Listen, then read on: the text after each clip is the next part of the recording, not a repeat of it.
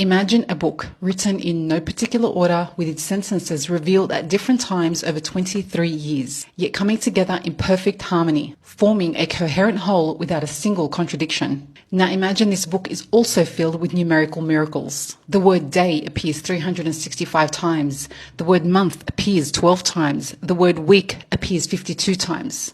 Opposite concepts appear the same amount of times, like life and death each appearing 145 times. Angel and devil are mentioned 88 times each. World and hereafter are mentioned 115 times each. The phrase seven heavens is mentioned 7 times.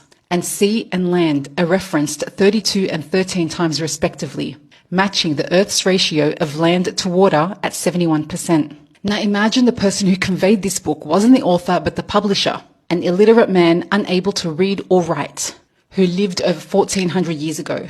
This book also describes scientific phenomena that would only be discovered centuries later, like the expansion of the universe or the intricate stages of embryonic development, the moon reflecting light instead of producing it, and the mountains which act as pegs in the earth stabilizing it. It speaks of the phenomenon of an invisible barrier between two different bodies of water never mixing. This book also foretold future and historical events with precision.